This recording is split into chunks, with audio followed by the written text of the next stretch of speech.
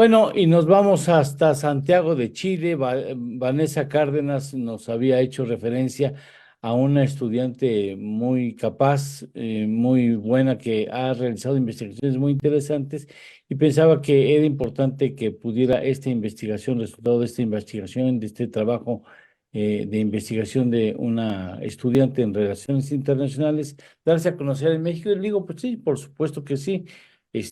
Vane, ¿cómo estás? Te saludo rápidamente. ¿Cómo estás? ¿Bien? ¿Qué tal, Lalo? Muy buenos días.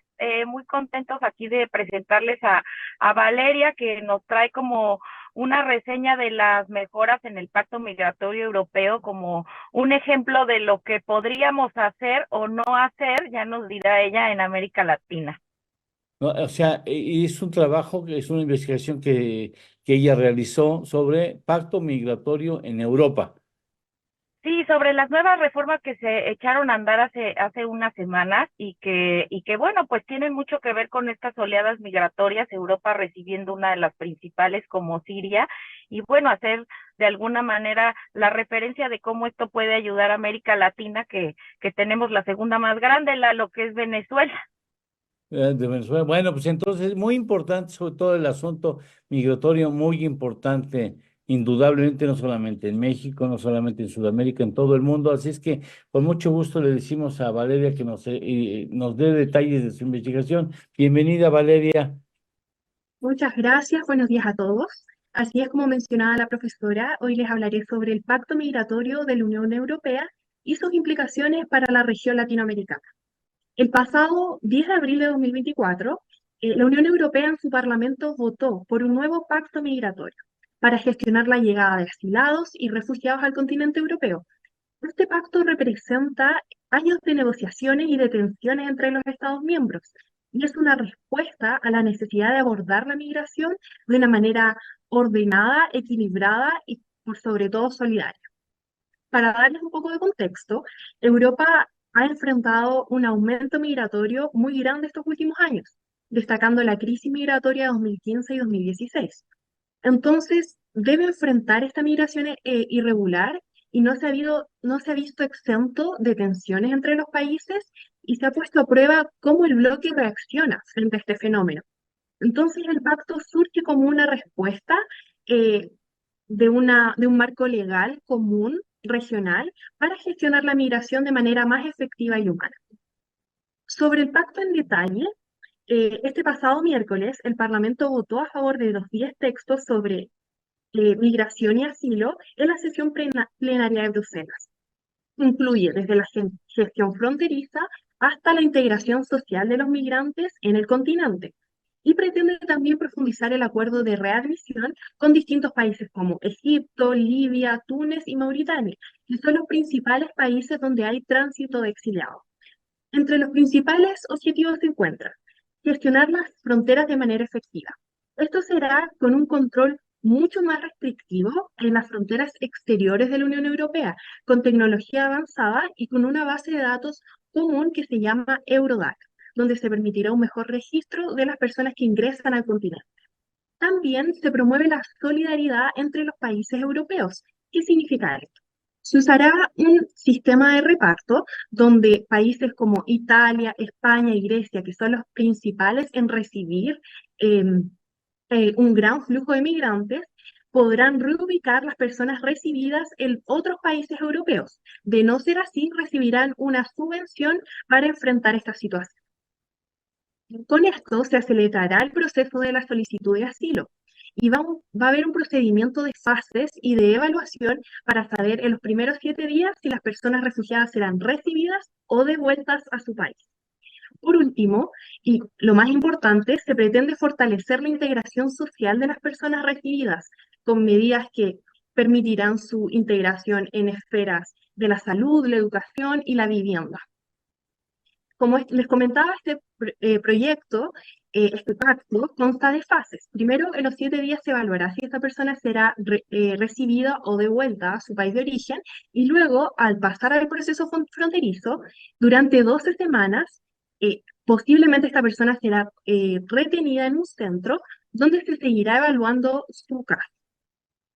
Cabe destacar que esta medida recién se va a implementar el año 2026. En palabras de la presidenta de la Comisión Europea, Ursula von der Leyen, este es un paso enorme para Europa y es el perfecto equilibrio entre solidaridad y responsabilidad. Sin embargo, este pacto no se ha visto exento de críticas, especialmente por muchas organizaciones de la sociedad civil como Amnistía Internacional y ciertos sectores de la política, como la izquierda.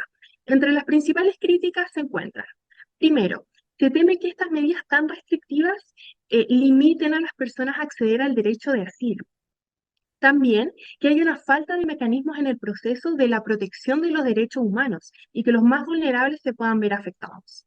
Asimismo, que en la práctica hay una desigualdad de la distribución de responsabilidades, es decir, que el sistema de reparto no funcione, ya que algunos países pueden verse muy sobrecargados con la ola migratoria. ¿Qué implicaciones tiene esto para Latinoamérica?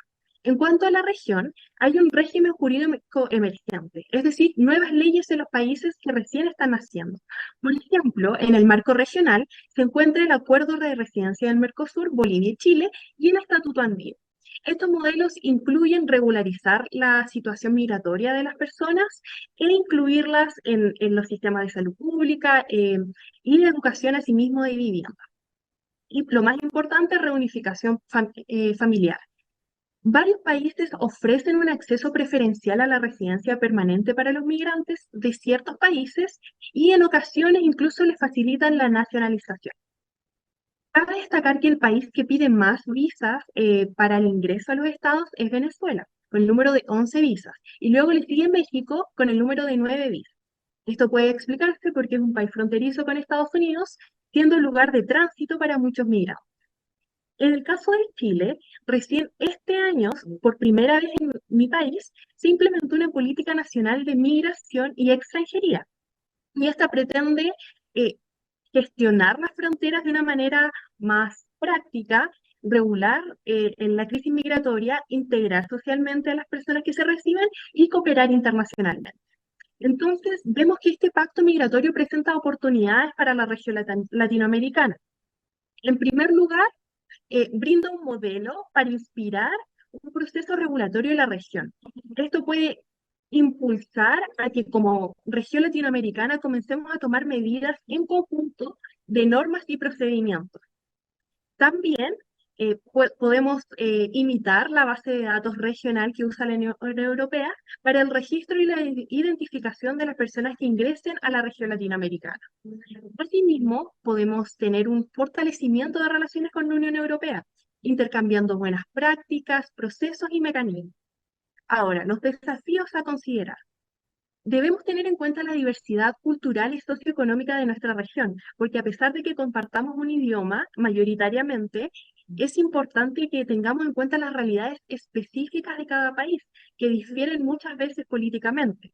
Asimismo, es vital que las instituciones nacionales se fortalezcan primero para poder implementar internamente buenas leyes migratorias.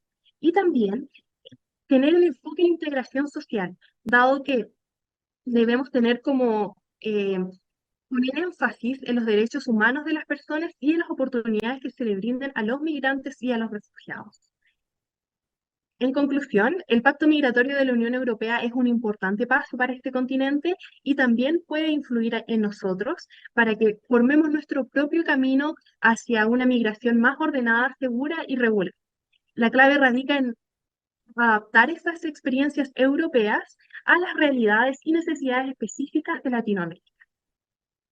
Oye, me parece que como antecedente de lo que tendría que hacerse en otros continentes, en otras regiones del mundo, Europa es, digamos, no sé si es el mejor paso, pero es un paso importante porque obliga, como tú bien lo señalas en tu trabajo, obliga o da paso o podría dar paso a que otros continentes en otras regiones del mundo se trabaje sobre la base de lo que ya obtuvo Europa y haciendo las adecuaciones correctas.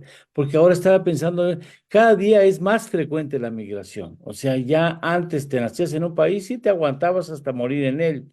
Hoy ya no, ya hoy los ciudadanos del mundo buscan dónde pueden tener una mejor calidad de vida y dónde pueden ellos desarrollar mejor sus talentos, sus aptitudes y buscan trasladar a ellos y a sus familias hacia otros países y eso se está complicando mucho. Dime una pregunta, déjame hacerte una pregunta, Valeria. ¿La ONU está atrás, ha estado a la vanguardia, ha estado preocupada por el evento o está echadota la ONU y son otras las organizaciones las que están trabajando en favor de tratar de ordenar la migración en el mundo? La ONU cuenta con programas especiales para refugiados y asilados, pero con respecto específicamente a este pacto migratorio de la Unión Europea, no hay ningún enlace entre ambas organizaciones. Y Debería, ¿no? efectivamente debería, claramente, porque la migración, como menciona usted, es producto de la globalización y también es algo generacional. Muchos jóvenes se están trasladando y es vital que una organización supranacional como las Organizaciones Unidas tome protagonismo en este fenómeno. Porque, por ejemplo, para trasladarlo sin el ánimo de seguir bordando mucho en este asunto, Venezuela, lo que está sucediendo en Venezuela es una de lo que está sucediendo en Israel también, que obliga a las familias enteras a desplazarse a otros territorios buscando salvar la vida. O sea, hay una serie importante de procesos de migración que deberían tener orden, al menos orden, ¿no? Este son los antecedentes para la firma de este pacto, de hecho, porque lo que antecede fue el gran flujo de personas ucranianas al continente europeo y Polonia fue el que más recibió personas ucranianas. Entonces, se ve cómo la Unión Europea está siendo proactiva con respecto a estas situaciones migratorias que están pasando. Es un Ahora, gran avance, sin duda. Ahora, una cosa es que los gobiernos acepten, abran la puerta, y otra cosa es que las sociedades acepten, ¿eh? Porque se ha dado en ese ánimo de abrazos abiertos o las comunidades o las sociedades empiezan a decir, otra, ya vienen otra vez estos ¿no? Ya vienen a fastidiar los migrantes. Hay que también tomar en cuenta que es la población la que finalmente acaba recibiendo a los migrantes. Los políticos abren las puertas y quienes luchan con las consecuencias son los ciudadanos, ¿no? Exactamente, y ahí es donde entra el rol de la sociedad civil para poder acoger en una manera humana a los migrantes, porque como menciona usted, claro, por un lado están las medidas políticas, pero una vez que los migrantes llegan al país, la acogida es distinta por parte de los ciudadanos. Igual hay varias organizaciones de sociedad civil, por ejemplo en Italia, que brindan este apoyo y capacitación a las personas refugiadas. El otro día leía una nota respecto a esto, que hay un programa que en específico les brinda capacitaciones tecnológicas a personas africanas, lo cual es maravilloso porque da paso a que estas personas puedan acceder a un trabajo y a una integración real, práctica en la sociedad acogida. Bien, te agradezco mucho, Valeria, pero no puedo, perdón, no puedo dejar de pedirle al público que se percate sobre el cercano parecido entre tu persona y la persona de Verónica Herrera que está aquí en el estudio. Ve, si poner las dos, Ernesto, mire, no me diga que no se parecen, podrían parecer hermanas, ¿eh? Podrían pasar por como hermanas. ¿Cómo dices que se apellida tu papá? Ahí Oye, aparece mi apellido. sí, Digo, ¿verdad?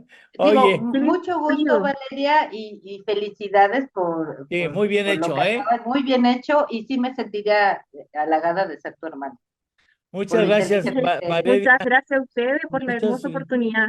Yo no, feliz de seguir visitándolos, mucho éxito en el programa y gracias también a mi querida profesora Vanessa, de la cual estoy aprendiendo mucho este semestre. qué bueno, me da mucho gusto y de la que aproveche la capacidad que es enorme el talento de Vanessa. Muchas gracias por haber hecho aquí tu primera intervención en televisión profesional. Lo hiciste muy bien. Te mandaremos testigo para que lo presumas a tu novio y a tu familia, por supuesto. Y bueno, no te preocupes, eso del hermano, pues digamos que pueden ser hermanas, pero no lo son. Lamentablemente no lo son. Muchas gracias, Valeria. Muchas gracias, Vane. Qué bien lo hizo tu estudiante, ¿eh? Muchas gracias, Lalo. Sí, la verdad es que pues debutando acá con el pie derecho y yo creo Ah, que a Valeria, además de la investigación en temas internacionales, pues los medios creo que es una muy buena alternativa porque sí, tiene fluidez y por eso la quería yo presentar acá porque tiene una investigación sólida y bueno, pues mucho carisma como habrán visto, así que sí. creo que es un tema de coyuntura que lo hemos estado platicando aquí y que no encontramos las respuestas y esta opción de la Unión Europea, bueno, pues nos ofrece algunas aristas replicables. Bien, muchas gracias, muy bien. La veo como diplomática, ¿eh? Tiene indudablemente el sello. Gracias, Valeria, hasta pronto. Gracias, Vane. Luego, Muchas Un gracias. abrazo y buen inicio de semana. Chao, chao. Muchas gracias, gracias. Bueno.